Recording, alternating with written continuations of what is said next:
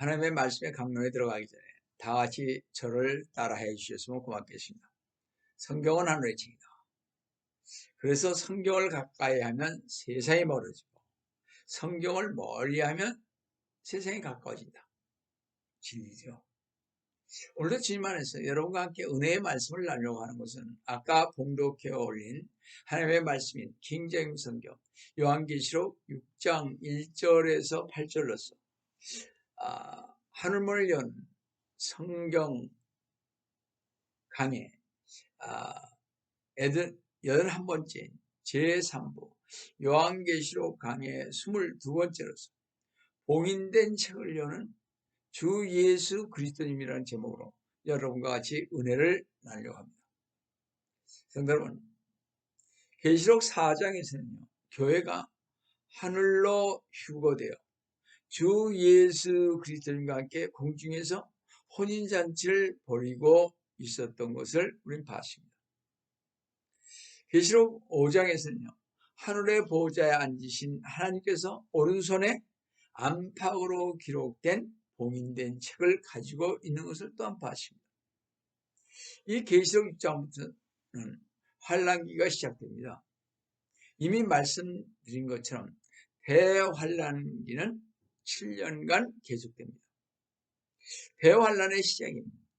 요한계시록 6장에서는 주 예수 그리스도님께서 7인으로 봉해진 책을 취하셔서 그 책에 봉인들을 떼시기 시작을 합니다. 이때 각 봉인들이 떼어지면서 그에 따르는 일들이 땅 위에 일어납니다. 계시록 6장에서부터 19장까지 대환란이 일어나는데 7년 대환란은 다니엘서 9장에서 다니엘의 70제지로 에레미야 30장 7절에서 야곱의 고난의 때로 또 다니엘 12장 1절에서는 고난의 때로 불리는 기간입니다. 이 엄청난 환란과 무서운 심판은 교회가 휴거된 후, 즉 성도가 휴거된 후 이 땅에 일어날 것입니다. 우리는 성도가 언제 들림을 받는지 정확한 때는 모르지만 그러나 대환란은 시작되는 것입니다. 대환란 기간 중 전 3년 반은 재난의 기간이기에 이때 지상에 있는 사람들은 평화를 강구하게 될 것입니다. 그리고 이때 적그리스도가 나타나게 될 것입니다. 마지막 때인 지금 세계에서 가장 큰 하약권은 어디에 있어요? 중동과 이스라엘의 분쟁입니다. 만일 어느 누가 중동과 이스라엘의 분쟁을 훌륭하게 해결할 수만 있다면 이 사람의 지혜는 솔로몬의 지혜를 받았다고 인정받을 것입니다. 그런 세계 역사상 아마도 가장 뛰어난 모략가로 간주될 것이고 이 사람이 중동과 이스라엘의 분쟁을 해결할 것인데 이로 인해 역사상 가장 위대한 지도자로 추대받게 될 것이고 이 사람의 일거수일투족이 조명을 받으며 세계의 모든 지도자들과 나라들은 그를 이 세계의 문제를 해결할 지도자로 삼을 것인데 그가 바로 적그리스도인 것입니다. 성도 여러분, 여러분이 성경을 연구하며 이 지구상에 일어나고 있는 사건들을 비교한다면 이미 이런 일이 일어나고 조성되고 있다는 것을 직시해야 할 것입니다. 그래서 1945년 10월 24일 세계 제2차 세계대전 이후 UN이 출발했지 않습니까? 설립 목적은 국제법, 국제적 안보 강조, 경제개발 협력 증진, 인권 개선 등등으로 세계 평화를 유지하자고 설립되었습니다. 그러나 지금 봐서는 유엔은 실패했죠. 따라서 세계 평화와 인권, 빈부격차 등을 해결할 수 있는 한 사람, 아주 많은 경험을 갖고 큰 권위와 큰 영향력과 대단한 청력을 가진 사람입니다.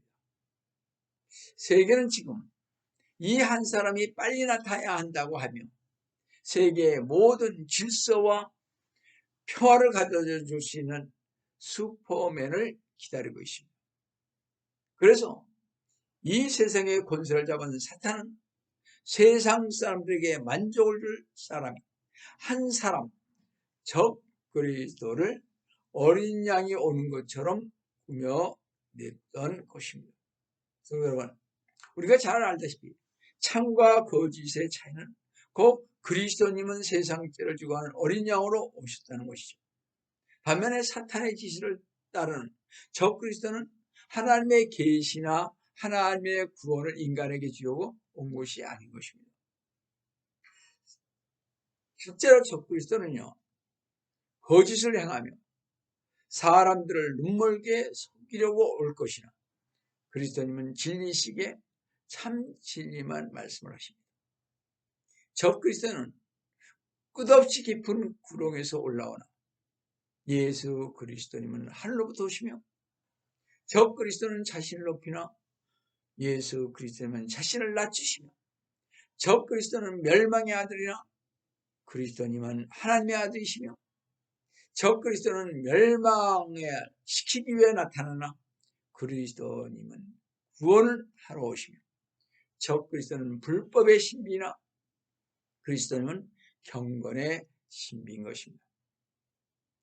참이신 주 예수 그리스도를 믿고 다른 성도들이 공중에서 환희의 날을 보내는 동안 거짓 적 그리스도가 이 세상을 치료하는 동안에는 환란이 있을 것입니다. 마태복음 24장 21절 22절을 보시면 이렇게 말씀을 하고 있습니다. 이는 그때 대환란이 있으니 그와 같은 것은 세상이 시작된 이후로 지금까지 없었으며 또 결코 없을 것이기 때문이라. 22절에 만일 그 날들이 단축되지 아니하면 어떤 육체도 구원받지 못하리라. 그러나 택함 받은 사람들을 위하여 그 날들이 단축될 것이라. 대환란 때 적 그리스도는요, 유럽 연합과 카톨릭을 등지고 단지파와 합스바그 왕가에서 그 모습을 나타낼 것입니다. 그때는 주 예수 그리스도님께서 이 땅에 오시어 주님의 나라인 천년왕국을 세우기 시작하기 전일 것입니다. 이 대환란기 중간인 3년 반 때가 되면 적 그리스도는 제3성전에 앉아서 자신을 하나님이라고 말할 것입니다. 이것이 데살로니가 후서 2장 4절에 나온 말씀이죠. 여러분, 계시록 6장부터요 19장까지의 대환란 기간에는 하나님께서 믿지 않는 악한 세계에 심판을 내리실 텐데 먼저 7인으로 다음에는 7 나팔로 마지막으로는 7 호리병 즉 대접을 쏟아 부으실 것입니다. 그러나 대부분의 성경학자들은요 환란의 7인은 환란 첫 3년 반 동안에 나타나며 이 7 나팔은 중간쯤인 환란 3년 반에 나타나며 7 호리병은 환란 마지막이 끝날 6개월 전에 나타날 것이라고 말하고 있습니다. 오늘 우리는 계시록 6장에서 주님께서 봉인된 안방으로 쓰여진 책을 떼시고 계시는 예수 그리스도님을 보게 될 것입니다. 이 책은 하나님께서 이 세상에 나타내실 1차적인 심판입니다. 그럼 첫 번째 봉인된 책을 보시겠습니다. 계시록 6장 1절을 보시면 또 그 어린 양이 그 봉인 가운데 하나를 여실 때 내가 보고 내가 들으니 내 짐승 가운데 하나가 천둥 같은 소리를 말하기를 와서 보라 하기에. 여러분, 우리의 주님이신 예수 그리스도님께서 인을 떼실 수 있는 유일한 분이라는 사실, 심판은 주 예수 그리스도님의 권한 하에 있다는 것입니다. 하나님께서는 모든 사람들에 대한 심판을 주 예수 그리스도님에게 임하셨습니다. 누구든지 예수 그리스도님을 거역하는 사람들은 심판을 받게 된다는 것입니다. 그러므로 사람들이 도덕적으로 흠이 없이 사는 것도 중요하고 이웃에게 선을 행하는 것도 중요하지만 더욱더 중요한 것은 예수 그리스도님을 주로 믿고 영접하는 것입니다. 세상에 모든 사람들이 심판을 받지 않게 되는 유일한 통로는 오직 주 예수 그리스도님을 통해서입니다. 마태복음 14장 6절에 말씀하고 있잖아요. 성도 여러분, 인을 떼시는 어린 양이신 주 예수 그리스도님에 관한 말씀은 우리가 주님의 재림을 대비해야 함을 일깨워 줍니다.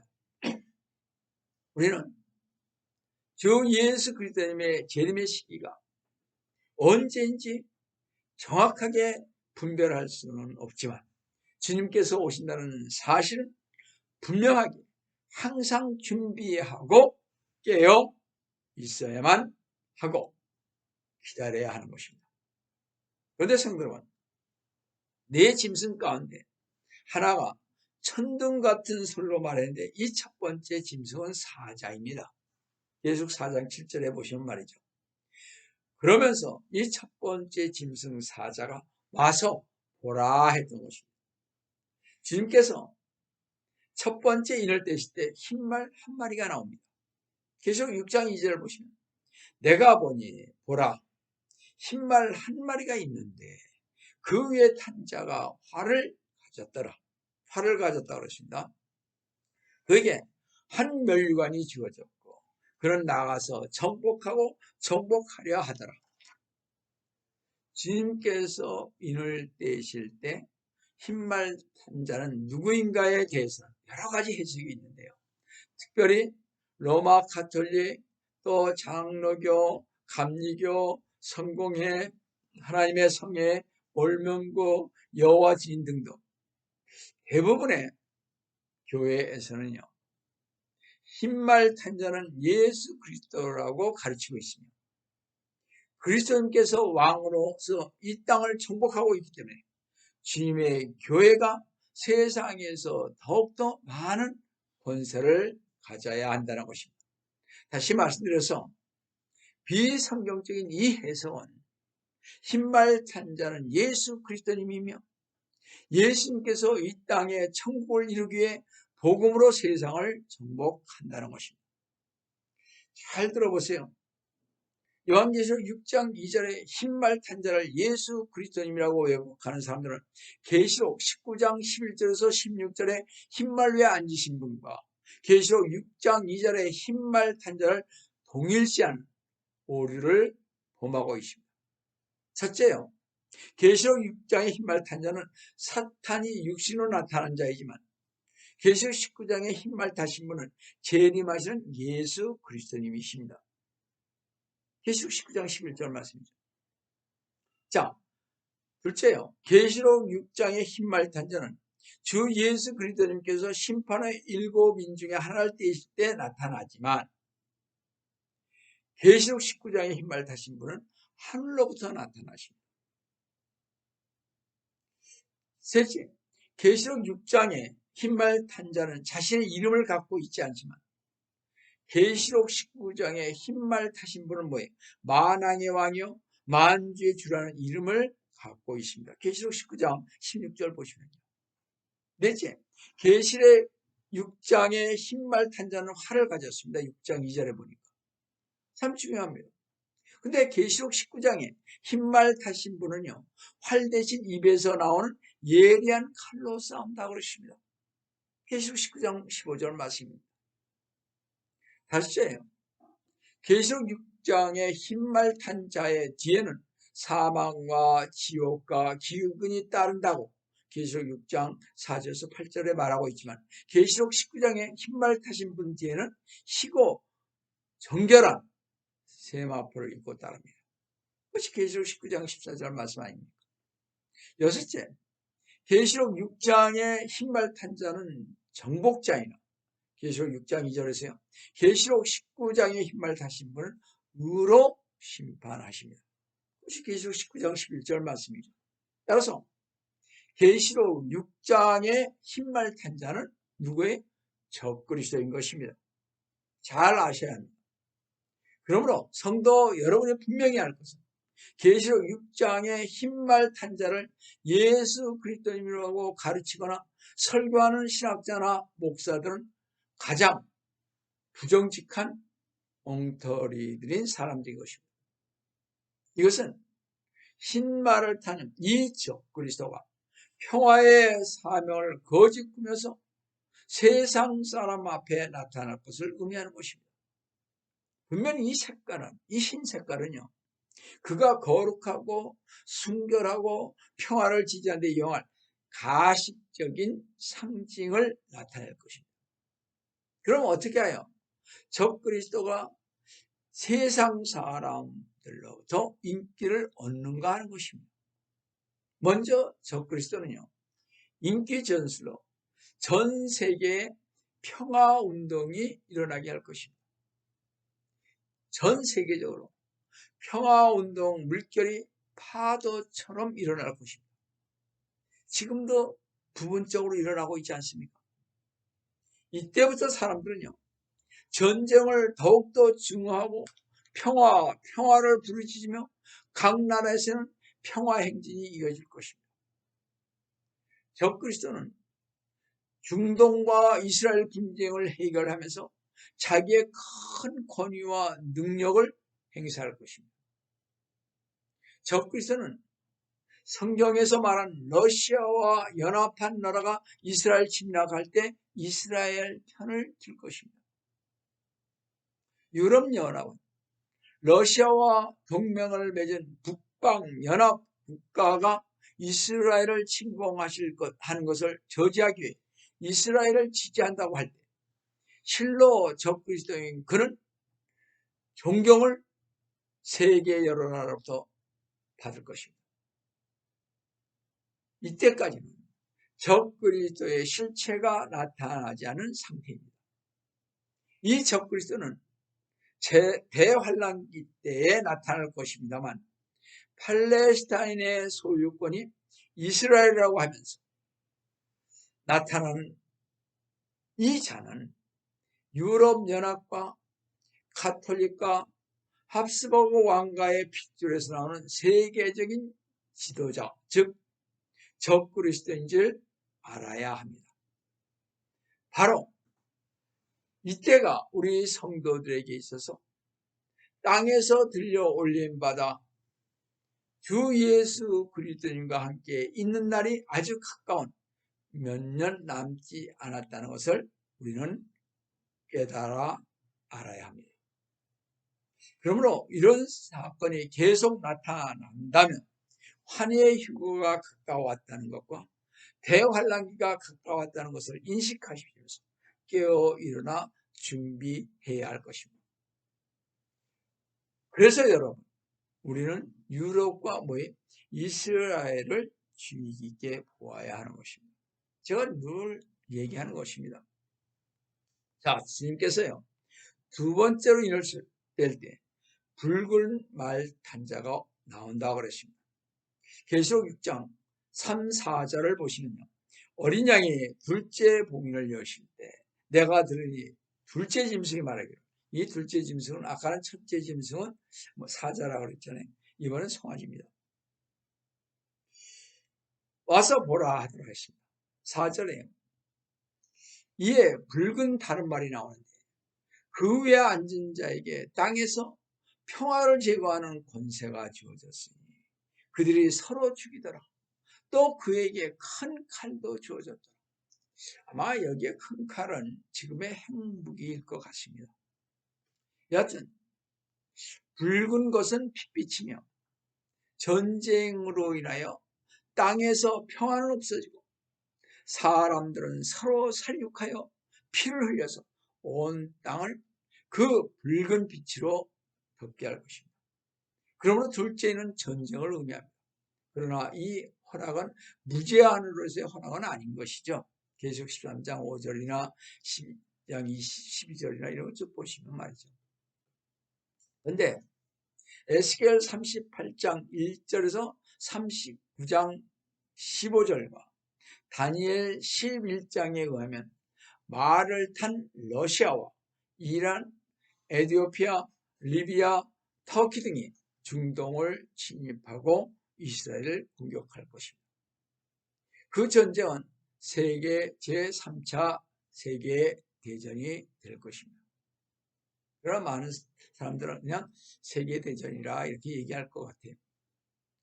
그러나 저는 이게 제3차 세계대전이라 보고 제4차 세계대전인 아마겟돈 전쟁은 마지막 부분에서 나올 것입니다.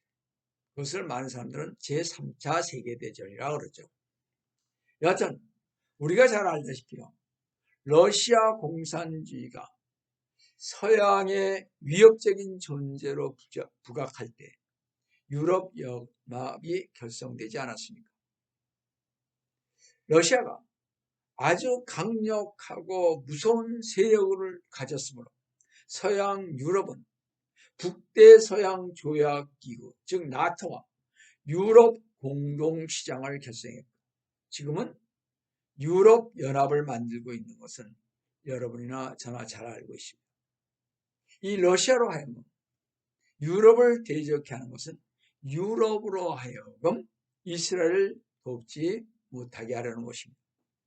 유럽이 이스라엘을 돕지 않고 유럽의 뿌리 미국이 이스라엘을 돕지 않게 될 때 러시아는 이스라엘을 침공하게 될 것입니다. 에스겔 선지자와 다니엘 선지자의 예언대로 말입니다. 그럼 왜 러시아와 북방 아랍 국가들은 이스라엘을 침략하고자 하는가? 다음 주에 제가 이 러시아와 이스라엘의 침공을 다뤄보겠습니다. 러시아는요, 중동 나라의 수건인 이스라엘을 팔레스틴 땅에서 내쫓고 이스라엘에 있는 지하 자원을 얻기 원하신 것입니다. 이스라엘을 멸망시키면요, 중동의 석유 자원을 갖게 될 것이며 이스라엘의 사해에 있는 막대한 무기 물질을 얻을 수 있기 때문인 것입니다. 에스겔 38장 15절에서 16절을 보시면 네가 북방에서 많은 백성과 더불어 내 지역으로부터 오리니 그들 모두가 말을 탄 큰 집단이며 막강한 군대라. 네가 내 백성 이스라엘을 대적하여 구름이 땅을 덮듯이 오리라. 러시아는 사해 바다에 있는 약 2000년 동안 전 세계 수요를 채워주기에 충분한 칼륨이 있다고 합니다. 칼륨은 어떻게 비료에도 사용되며 식물을 비롯한 인간과 동물의 생활에 절대로 필요한 것입니다. 이 말세에 기근에 허덕이는 세계는 칼륨을 공급받고자 갈구할 것입니다. 칼륨은 또한 폭발물을 만드는 데도 쓰이죠. 붉은 말은 큰 전쟁을 일으킬 것이고 이스라엘을 침략할 때 이스라엘 도와서 싸우는 서방 국가들은 없을 것입니다. 이때 하나님께서 개입하셔서 러시아의 모든 군대를 죽일 때 러시아는 큰 혼란에 빠질 것입니다. 이로써 이스라엘의 많은 사람들과 세계의 사람들은 참으로 이스라엘을 돕는 하나님을 믿게 될 것입니다. 그것이 에스겔서 39장 21절에서 22절 말씀 아닙니까? 주님께서 세 번째 인을 떼실 때 검은 말탄자가 나옵니다. 계시록 6장 5절 보시면 어린 양이 셋째 봉인을 여실 때 내가 들으니 셋째 짐승이 말하기를, 이 셋째 짐승은 이제 사람이죠. 와서 보라 하더라. 그래야 내가 보니 보라 검은 말 한 마리가 있는데 그 위에 탄 자가 그의 손에 저울을 가졌더라. 검은색은 흉년과 기근의 참상을 표현하며 밀과 보리의 값이 폭등한 것으로 보아 심한 기근 상태를 표현한 것 같습니다. 우리가 잘 알다시피 전쟁과 분쟁에 의한 결과가 어떻습니까? 대량 파괴와 살육이 쓸고 간 뒤에는 황폐와 비애와 절망이 살아남는 자들에게 임합니다. 그뿐만 아니라 검은 말을 탄 자의 손에 저울이 들려 있습니다. 이런 전쟁과 분쟁 등으로 환경이 파괴되고 인명이 대량으로 살육되는 상황에서는 농사를 지을 수도 없기 때문에 필연적으로 식량난에 봉착하게 되고 생존자들은 기근에 시달리게 될 것입니다. 그러므로 저울은 식량의 통제로서 배급제도 또는 곡물 가격의 폭등 등을 상징하고 있습니다. 계시록 6장 6절을 보시면 그때 내 짐승들의 한가운데서 한 음성을 들었는데 말하기를 밀 한 대가 한 데나리온이요 보리 석 대가 한 데나리온이라 하고 너는 기름과 포도주는 손상시키지 말라 하더라. 성경에 보면 보통 노동자의 하루 품삯이 한 데나리온입니다. 근데 놀라운 일은요. 밀 한 대가 한 데나리온이요. 보리 석 대가 한 데나리온이기에 하루 품삯이 겨우 뭐예요? 밀 한 대 값이요. 보리 석 대뿐이 안 된다는 것입니다. 그러므로 대환란 동안에는 보통 사람은 자기의 품삯을 모두 가족의 끼니를 마련하는 데 써야 된다는 말입니다. 그만큼 대환란 때에는 기근이 심하다는 것입니다. 근데 보니까 뭐라 그랬습니까? 기름과 포도주는 손상시키지 말라고 그랬습니다. 이 기름과 포도주는 사도 요한 시대에는 아주 귀중한 음식이었습니다. 보통 사람들은 그와 같은 것을 살 여력이 없는데 부유한 사람들은 이런 귀중한 것을 사서 쓸 것입니다. 부익부, 빈익빈이라는 말이 대환란기에는 정말로 지금보다 더 심화될 것입니다. 여러분, 지금도요. 세계 인유 생산국인 캐나다, 미국, 호주, 아일랜드나 아르헨티나 등이 흉년이 들면요. 세계는 단번에 식량기근이 옵니다. 여기서 얻을 분명한 경우는 대환란 때에 적그리스도가 등장하고 전쟁이 일어난 뒤에는 분명히 기근이 따른다는 것을 명심하시면서 대환란이 오기 전에 입술로만 믿지 말고 겸손한 마음, 진리의 말씀과 성령 충만으로 무장하여 주님 오시기를 간절히 소망하시는 우리 성도 여러분 되시기를 속히 바라고 휴거되시기를 바랍니다. 네 번째, 인을 떼실 때 창백한 말이 나옵니다. 요한계시록 6장 7절에서 8절을 보시면요. 어린 양이 넷째 봉인을 여실 때 내가 넷째 짐승의 음성을 들었는데 그렇습니다. 여기에 넷째 짐승은 복수이죠. 왜냐하면 계시록 4장 7절에 그 네 짐승이 나오지 않습니까? 자, 말하기를 와서 보라 하더라. 8절에 얘 내가 보니 보라 창백한 한 마리가 있는데 그 위에 탄 자의 이름은 사망이요 지옥이 그를 따르니 그들에게 칼과 굶주림과 사망과 땅의 짐승들로 땅의 4분의 1을 죽일 권세가 주어졌다. 성경에서 청황색은 죽음과 전염병을 상징하죠. 전염병은 에스겔 14장 21절의 말씀이죠. 이 말 탄 자들 중 처음으로 언급되는데 그의 이름이 사망이라고 그랬습니다. 근데 그 사망이라는 그 이름이 대문자 D로 위인화된 것을 우리는 주의해 보아야 할 것입니다. 여러분, 성경에서 죽이는 것이 자기 임무입니다. 이 권세를 이웃받은 자가 있는데 히브리서 2장 14절에서 보시면 죽음의 세력을 가진 자, 곧 마귀인데요. 때때로 하나님은 사탄이 생명을 취하도록 허락하시나 때때로는 허락치 않은 것을 우리는 욥기서 2장 6절에서 봅니다. 근데 이 청색 말탄 자의 이름이 사망이라고 하는 것은 엄청난 살육을 행할 권세를 상징하는 것입니다. 지옥이 그 뒤를 따르고 있다는 것은 대량 살육돼 그때 죽은 자들이 뭐예요? 지옥에 떨어질 것을 말하고 있습니다. 실제로 대환란 중에 세계는 역사에 없던 가장 슬픈 때를 맞이하게 될 것입니다. 근데 사망의 원인 4가지 방법은 그 첫째가 전쟁을 상징하는 검이고, 둘째가 굶주리는 흉년과 기근이고, 셋째가 사망인데, 사망이라는 말은 전염병을 뜻한 말이고, 넷째가 옛날 전쟁 때 사람을 많이 상하게 된 맹수인 땅의 짐승인 것입니다. 그런데 땅의 4분의 1의 권세를 얻은 사람을 죽인다고 한 것으로 봐. 지금 인구가 약 75, 약 85 가까이 되죠. 거기에 4분의 1이면 약 16억에서 20억이 죽을 것입니다. 4명 중에 1명이 죽는다고 했습니다. 그런데요, 대환란 때는 7인을 뗄 때 4분의 1이 죽고 7나팔을 불 때 3분의 1이 죽는다고 그랬습니다.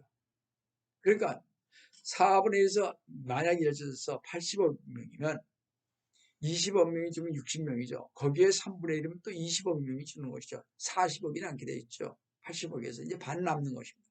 근데 7 호리병을 불 때 거의 죽는다고 볼 때 7년 대환란은 아마 끔찍한 재앙이 될 것입니다. 여러분, 이제 우리 모든 성도들은 더욱 부지런히 자기를 살피고 자신의 신앙을 점검하여 하나님께서 주신 사명을 위해 끝까지 참고 견디고 충성스럽고 지혜로운 주님의 종들로서 깨어 준비하시는 우리 성도 여러분 되시기를 속히 오리라 하신 주 예수 그리스도님의 이름으로 축원드립니다. 다시 기도하겠습니다. 사랑의 하나님 아버지, 오늘도 주님의 은혜를 진실로 감사를 드립니다. 주님, 오늘도 주님께서 저희들을 사랑하여 주셔서 주님, 이 때를 알게 하여 주시면 감사드립니다. 주님, 저희들 이 일을 떼기 전에 저희 모두 휴거받게 되기를 원합니다. 대환란 속에 들어가지 않기를 원합니다. 그러니 주님, 저희들 항상 깨어서 준비하는 주님의 그 공주재림할 때를 준비하는 휴거될 때를 준비하는 저희가 되게 하여 주시옵소서. 주님께서 오늘도 저희와 함께 해주심을 감사하고 주의 성령 받들어 간절히 기도드리옵나이다.